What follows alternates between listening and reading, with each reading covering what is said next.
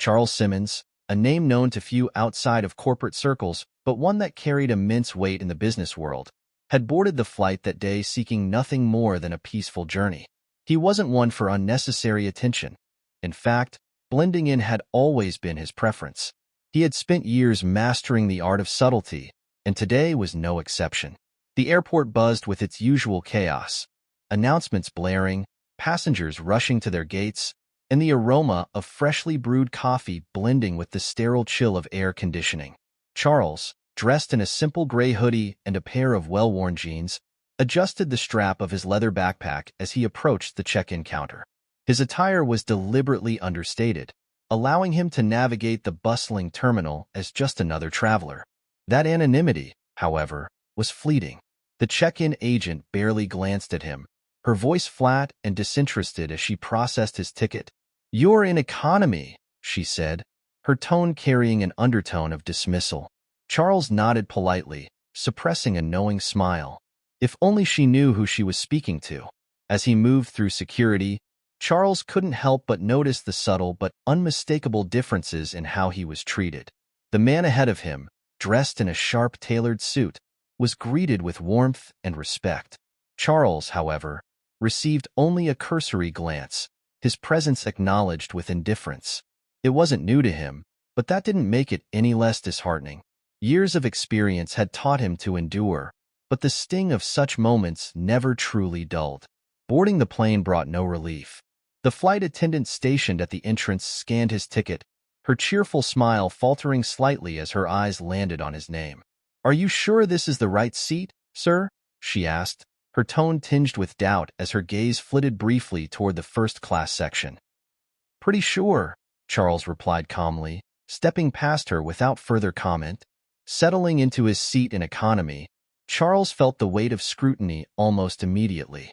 Whispers from the row behind him caught his attention. "Did you see the guy in 14A? He looks out of place, doesn't he?" one flight attendant murmured. Charles exhaled slowly, gripping the armrest as frustration threatened to bubble to the surface. It was a scenario he'd encountered too many times before, but today, it felt different. The words, the assumptions, the barely concealed judgment. It was personal this time. Feigning focus, he pulled out his phone, pretending to scroll through emails while his mind raced.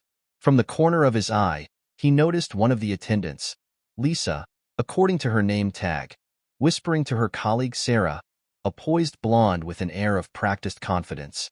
"He's probably in the wrong seat," Lisa muttered, her voice carrying just enough to ensure Charles could hear. "Or maybe it's one of those upgrade scams," Sarah replied with a quiet chuckle. Charles tightened his grip on his phone, his frustration growing. This wasn't just ignorance. It was the kind of dismissive prejudice that gnawed at the soul. Moments later, Lisa approached him, her expression painted with an artificial smile. "Sir, can I see your ticket again?" "Just to confirm," she said, her voice dripping with condescension. Without a word, Charles handed over his boarding pass, watching as her eyes darted between the ticket and his face. She hummed thoughtfully, her lips pursing as if trying to unravel a puzzle. "I'll need to check something with the front desk. I'll be right back," she said, walking away briskly. As she disappeared, Charles overheard a passenger nearby mutter, "Why are they treating him like that?" A middle-aged woman dressed in a sharp business suit glanced at him apologetically, offering a silent gesture of support. Charles nodded in acknowledgement, grateful for the small but meaningful gesture. Minutes later, Lisa returned, this time with Sarah in tow. Her demeanor remained rigid, but there was a flicker of discomfort in her eyes. "Sir," she began, her tone now tinged with forced patience, "your ID looks a little different from the profile we have in our system. Are you sure it hasn't been updated recently?" Charles exhaled slowly, his voice calm but resolute. "It's my ID. I fly this airline often, and I assure you there's no mistake." Sarah shifted uncomfortably, sensing the unease among the nearby passengers. Charles could see the struggle in their eyes, the tug-of-war between protocol and prejudice. He leaned back slightly, his voice unwavering. "Perhaps you should double-check again. I have all day." Lisa's face tightened, but she turned and walked away, clearly rattled. Charles watched her retreat to the galley, her steps brisk and her expression flustered. Around him, he could feel the eyes of other passengers, some curious, others uncomfortable. He closed his eyes briefly, steadying himself. This wasn't new, but it still carried the weight of countless battles fought in silence. As the flight reached cruising altitude, Lisa returned, standing beside him with her arms crossed. Her expression was tense, her frustration barely concealed. "Sir, our system still isn't recognizing your details properly. Would you mind stepping to the front for a moment?" Charles looked up at her, his demeanor calm but unyielding. "I do mind," he replied firmly. "I paid for this seat and intend to stay here unless there's a valid reason for me to move." Lisa hesitated, clearly caught off guard by his refusal. "It's just protocol," she muttered, glancing nervously at the nearby passengers, who were now paying close attention. The businessman across the aisle, the same one Charles had noticed earlier, leaned in slightly. "Excuse me," he said politely but pointedly. "This gentleman has provided his ticket and ID multiple times. Is there an issue here?" Lisa's face flushed, her composure faltering. "No, sir. It's just a routine check," she stammered before turning back to Charles. "Sir, I'll have to escalate this if you refuse." Charles took a deep breath, keeping his cool. "Do what you need to do," he said simply, leaning back in his seat. "I'll be right here." Minutes later, Sarah returned with the lead flight attendant, a stern-looking older man with graying hair and an air of no-nonsense authority. The tension in the cabin was palpable as he approached Charles, tablet in hand. "Mr. Simmons," he began, his voice steady but laced with hesitation. "It seems there's been some confusion regarding your booking. We need to verify." Charles raised a hand to stop him, his voice calm but commanding, cutting through the growing murmur of passengers. "Let me stop you right there," he said, his words deliberate and sharp enough to pierce the air.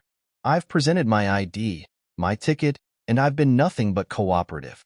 The issue here isn't my seat, it's your assumptions."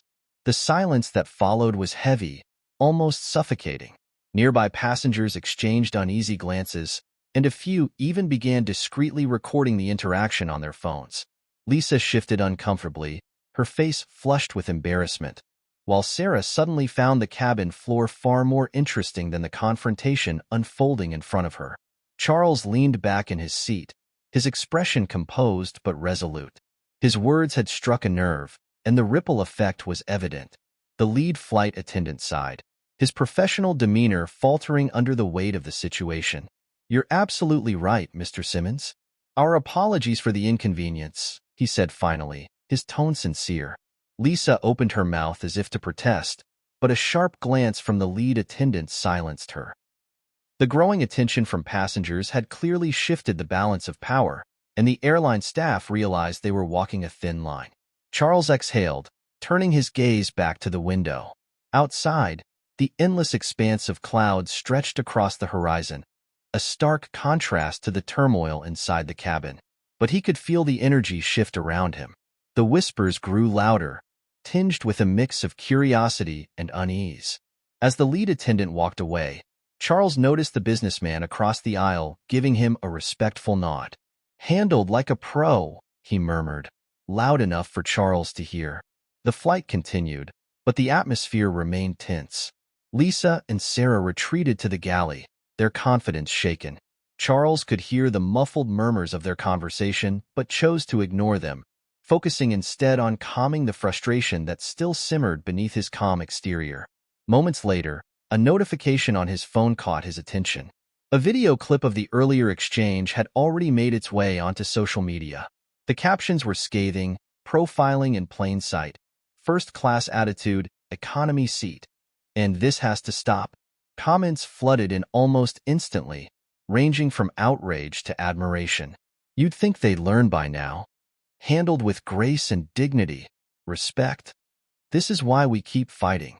Charles scrolled briefly, then put his phone away. He wasn't seeking validation or sympathy. This was just another chapter in a story he knew all too well.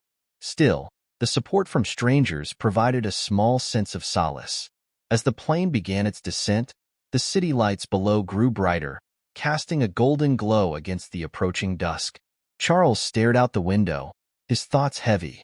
This wasn't just about a seat on a plane. It was about the countless silent battles faced daily, moments of judgment, assumptions, and casual disregard that wore on a person's spirit. The lead flight attendant returned as the plane taxied to the gate, his demeanor markedly different.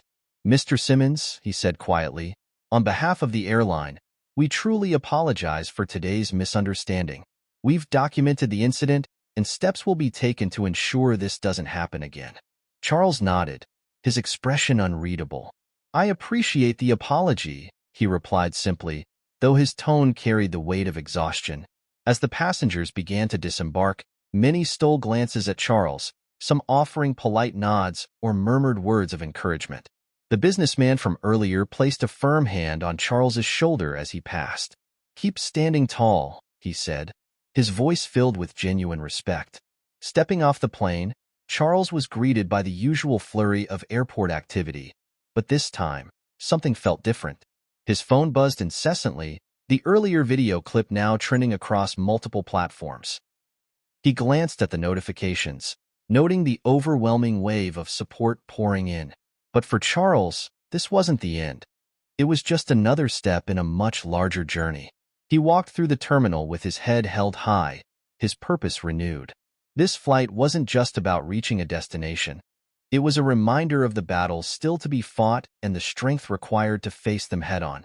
Some battles are visible, played out in front of an audience. Others are fought quietly, without applause or acknowledgement. Charles knew this better than anyone. As he exited the airport and stepped into the night, he carried with him the weight of those battles, but also the resolve to keep pushing forward, no matter how many times the world tried to hold him back.